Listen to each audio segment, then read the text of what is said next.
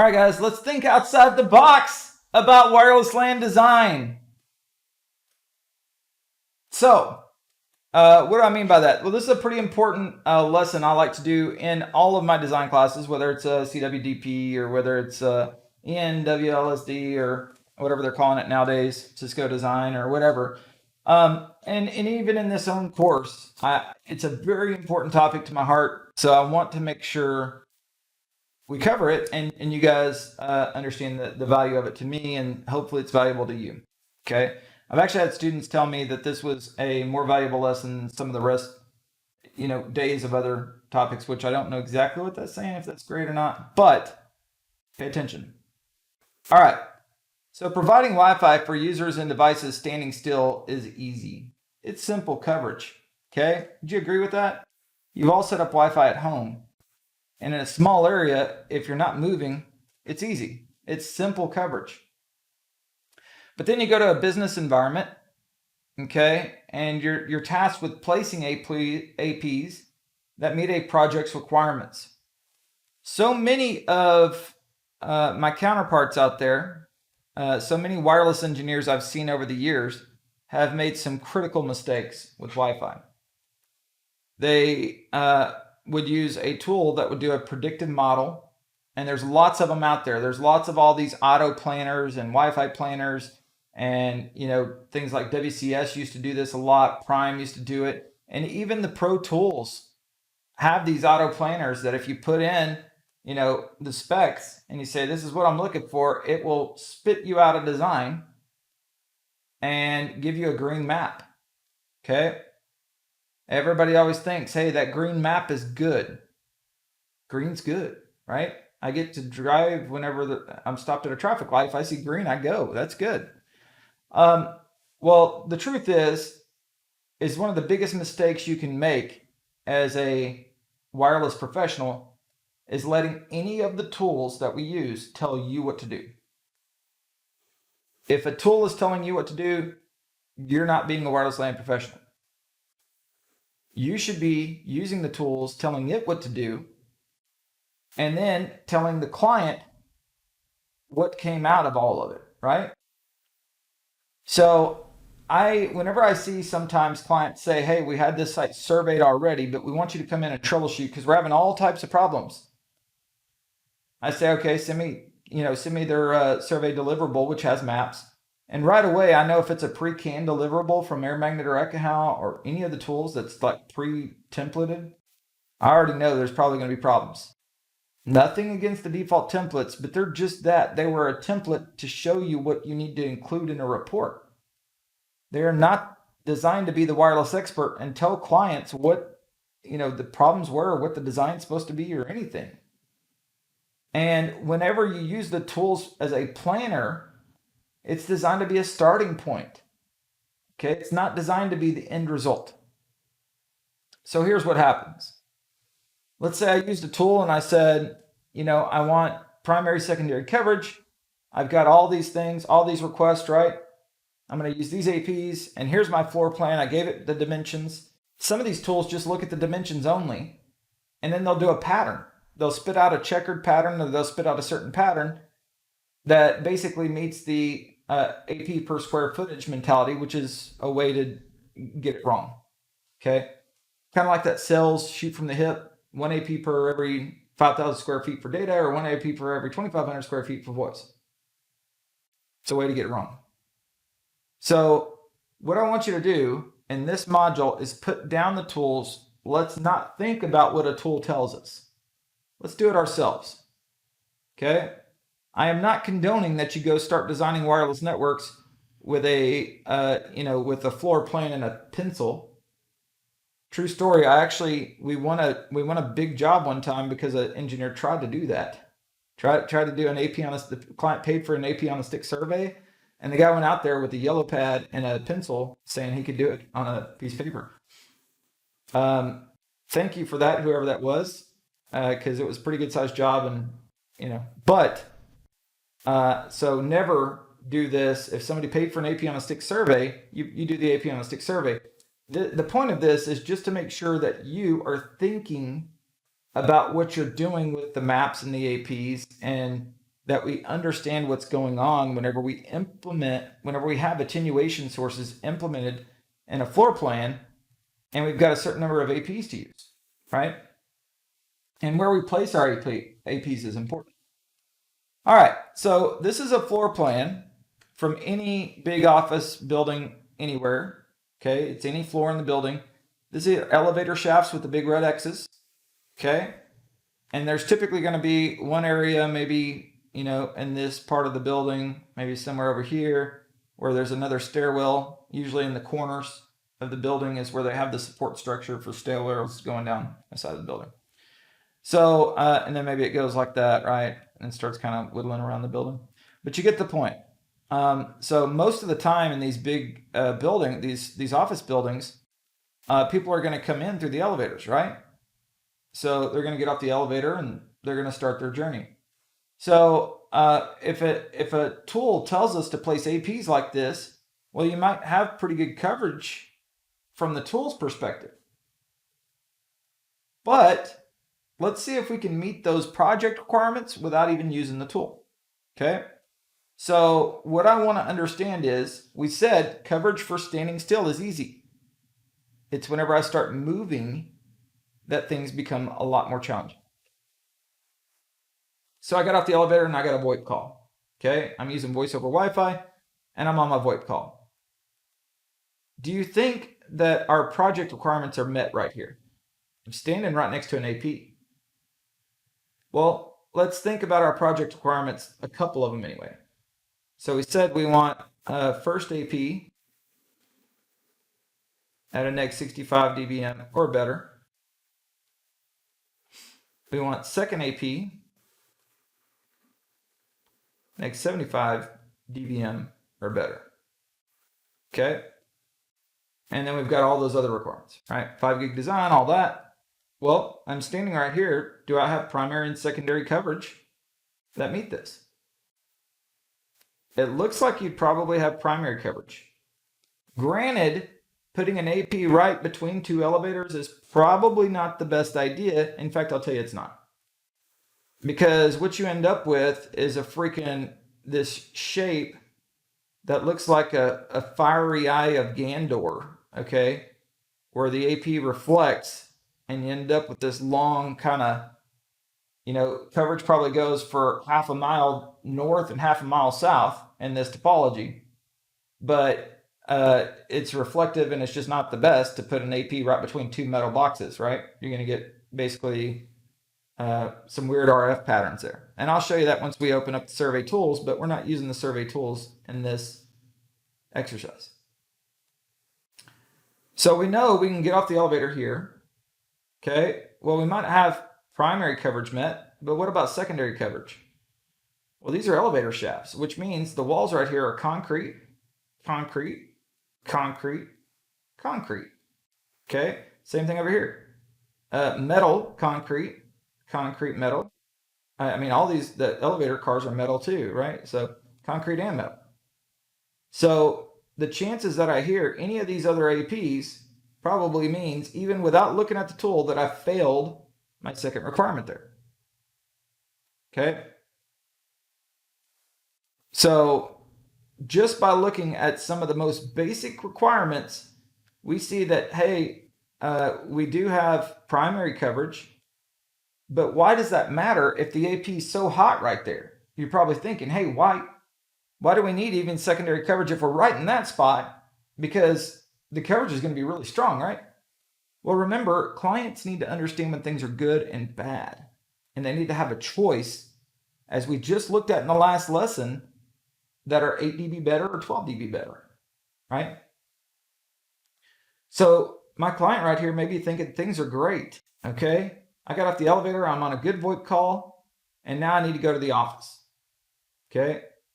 So now I'm going to go this way, and all of a sudden, coverage was great until about right here. And then my coverage, my active VoIP call, had to start this channel scanning whenever it's not trying to send the VoIP frames. But my signal strength just dropped dramatically because this is a brick, and metal wall. So do I ever discover any of these other APs in time before that call is dead? Chances are probably not. Or there's probably going to be a lot of latency. But bottom line is there's going to be a user impact there because we did not have a secondary option that looked better, that was close enough, right? Or the right channel, maybe, just maybe, if this was channel, 36, this 5 gig only design, and, channel 36 happened to be right there, and the client device happened to start on channel 36 for scanning, there's a lot of ifs to that story, right? But bottom line is I probably just dropped service. But do I have primary, secondary coverage now? So I called back in, got on another call. Do I have primary, secondary coverage now? Well, hopefully we would think that I would join this AP that's right here. But scanning works differently, right? If my scanning algorithm, I just lost my best AP. So I start scanning and probing. And if, let's say this was a DFS channel, okay? Well, I probably probed over here, and this wasn't. I may join this AP, okay? And then I'm making a call now, so I'm not scanning a lot while I'm on that call. This is why voice traffic is so much more tricky than just normal data. Data is there's not frames every 20 milliseconds going out necessarily. It's background, there's a lot more wait time, and the user don't notice any impact for that. But with voice, I'm trying to send voice frames. So I finally found an AP I joined. It's not the best AP, but now I'm moving again, right? I'm trying to get to that office. Okay. So do I finally scan something that tells me about this AP? Maybe 802.11k does. Maybe it tells me about that AP. Okay. But is that the best 6 that this guy knows about? Remember, there's floors above and below us. So you could start to see there's problems with this. Okay. And I already dropped the call once. Well, what about whenever I come back here to get to my office? What just happened again? Depending on the attenuation of this wall, this area right here, okay, you can see that I just moved right out of the range of that AP. So I've got this wall and this standing right here, my primary AP. I not only have one wall, I have 2 walls to get through to get back to that AP. The auto planner may not have picked up on any of this, and most of them will absolutely not. So if I just made a map green for what it thinks is going to be there, and I didn't survey, or I didn't make adjustments, you could see Wi-Fi has started sucking really bad before we ever left the ball game. And the client may have done this themselves, or they may have paid a partner that didn't know. But bottom line is, this sucks already. We haven't even used the tool, right? But like I said, the tools may give you this, but do you understand these concepts that we're talking about? Okay. So I fell again as soon as I turned that corner. Maybe I learned about this AP with 802.11k, but I failed as soon as I turned that corner about primary, secondary coverage again, right? Because now my signal strength dropped, and now I'm in this frenzy of scanning mode, trying to figure out what's next. Well, what's the option with this AP? Okay. Is he on DFS channel? Is he not on a DFS channel? That matters is how quick I'm going to find him. Was he in this guy's neighbor list, right? Was he one of the top 6? So, and then again, if I do see him as an AP, do I still have him as a secondary option to roam to if things get tricky? So now I'm on this AP maybe I finally joined him and things are getting better, right? Things are great, things are great, things are great. And then I turn this way, you see. So once I get to my office, guys, okay, let's say my office was here for this example, things probably are going to be good because I'm static. I'm sitting still. Things work right. Users aren't complaining. It's the roaming around where things start getting hairy with Wi-Fi. Okay, that's where the real challenges come in. And that's why you have to understand that behavior before you ever let a tool tell you where to place APs. In fact, I would highly recommend you never let a tool tell you where to place APs. The only reason they do it is to start off with an estimated number of APs and just get it out there for you so you can quickly adjust it. But it's never designed as the final plan. It's always designed for you to adjust. So you can see we're not even halfway around one side of the building, and we've failed several times to meet our basic project requirements of primary, secondary coverage. Of course, without some type of tool, we won't know channel utilization, things like that, to figure out if that meets project requirements. We definitely won't know, performance throughput if we're doing an active survey, those kind of things. But we do know it doesn't even work without a tool to tell us it doesn't work. That's what I'm wanting you guys to take away from this. And it's by understanding the challenging areas on a map, and then by understanding how users move throughout the map. This lesson I refer to a lot of times as the roaming path. Okay, you've got to understand the roaming path of your users. Now, how could I make this design work? How could I make it meet requirements without the tool to tell me it meets requirements? That's the challenge.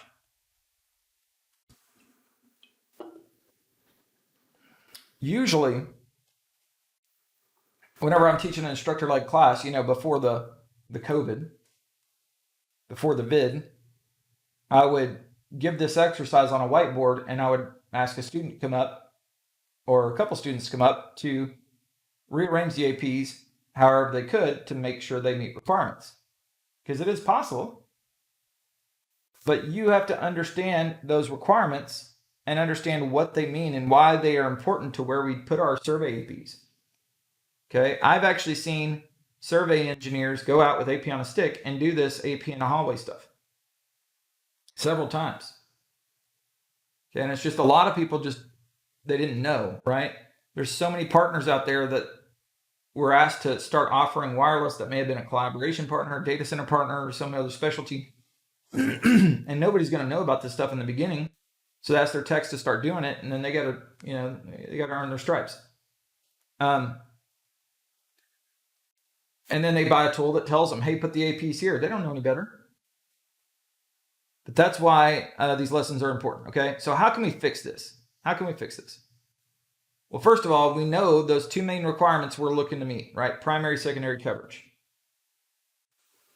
Well, one thing is, let's start where users enter the building, which is right here. So what if we adjusted our APs a little bit? Let me show you what ends up happening also. One last thing, because I think I added an animation here. So we know this is the way that users roam. They go that way or this way, right? And then the coverage areas, this is the way they look like, by the way, with this, but actually worse. Okay, they're not a perfect circle. Remember, this thing looks like the eye of Gandor, vertical instead of horizontal. Anyway, you can see there's gaps too, right?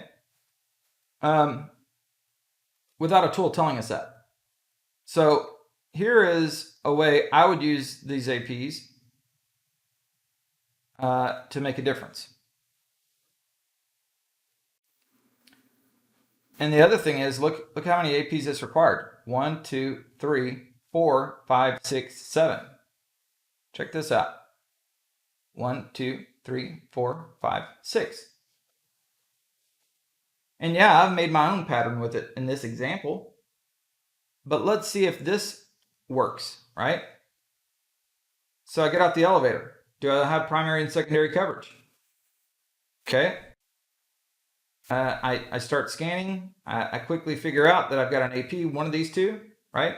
This is also why it's important to understand DFS channels and channels in use. Do I want those Unit 2 extended channels that I can't scan for right away? Okay, if I'm doing voice, that's a question. So I find this AP and I find this AP. So I've got primary, secondary coverage, right? Does it meet the capabilities? And then here's the big thing. Okay, let's say I get out of the elevator, I'm here, I've got coverage, it's so-so, right? I mean, I still have primary, secondary coverage, but check this out. As I move this way to start going this way down the hall, my signal strength should be the best at this corridor. Instead of it just dropping, I want it to be at the best signal strength whenever I transition, to make sure that as I move around that barrier, right, this RF barrier here, with metal and brick and concrete, that my coverage is at the best with this AP. Okay. So then I'm moving this way. Okay. Do I have primary, secondary coverage? If there's doors here, I don't know. Now here's the other mistake people make. If there is fire doors there, for example, like in a wing, a lot of people just survey them with them open. Well, are they ever closed? Because if they are sometimes, does that still meet requirements if the doors are closed? I always want to survey in the most difficult conditions because I know if I can make that work, they'll work in the better conditions. So we'll assume for now that it's still fine. Okay. So I'm moving this way. Do I still have primary, secondary coverage? Well, again, if that door doesn't impede the signal too much, I do. But as I get ready to turn and go this way on the floor, I should have found out about that AP if I planned it correctly. Signal strength should be the strongest. And then I should have plenty of time to scan as I start walking, right? As I start losing RSSI and I get down lower, I should be able to find this guy, right? So now I've still got that primary, secondary coverage thing going on. And if I go into my office now, I've still got that primary, secondary coverage going on. You get my point. So whenever that threshold is, whenever I have to transition around an obstacle that is a heavy attenuation source, I want the best RSSI and SNR at that point. I want the best coverage at that point, right? That way I can easily make that turn and I still have coverage and I still have time to figure out what's good and what's bad. I don't want APs so close to each other that I never think that there's bad conditions. I don't mind seeing yellow on a map. I don't mind seeing orange on a map. If I see a color on the map and I'm using one of the default color palettes, they typically turn gray if it's not within specifications. I don't mind any of the colors on our heat maps other than the color that says we no longer meet specifications. Okay. And I want to make sure without the tool telling me what to do that I've taken into account the natural RF boundaries here. Okay. Now let's say these fire doors did mess this up. This is a bonus. I actually thought I'd design the slides so these guys would not pop in here until after I went down the hall once, but it's okay. We're here. So let's say that with the fire doors shut, take out the fire doors there, everything meets primary, secondary coverage. But now we've got a floor where we've got fire doors on it. With them shut, it no longer meets primary, secondary coverage. Or maybe we're in a long corridor here, and there's offices, right, that are all in this area, and maybe we don't quite meet that secondary -75, whatever that is. How could I solve this? How could I make this a little better? How could I make more cells? Maybe there's a lot of density in this area. I mean, this is a typical, floor in a building that's kind of your office area, but still, if that's the case, what about adding another AP in the conference room, right? Maybe there's a high density areas in these conference room, lecture halls, or whatever they are. So now, as I go through that fireproof door, right, I had primary, secondary coverage, but then I go through the fireproof door and I lost this guy. If it's closed, maybe I've got primary, secondary coverage here, right? And as I go up this way, I've still got it. If I go in there, I've still got it. And probably over this way, I can still hear, these guys as well. So that's just an idea. And again, a tool did not tell me how to do that. We knew how to do this. From now on, you need to look at every floor plan this way objectively. Where are users going to be moving throughout this facility? You're going to notice that you might have a big floor plan, but there's only certain ways users can move throughout it. There's always going to be several exits to big floors and big buildings. But those entrances and exits are how users get in the floor, and then you'll see paths like this, because otherwise there's objects that keep people from going a certain way or not. And I want to figure out the challenging areas, right? I want to figure out the stuff that is really going to kill my service if I turn around it, right? And I want to make sure my coverage is best in those areas. This is the roaming path lesson. All right. So hope you enjoyed it, guys, and let's get to the next one. Cheers.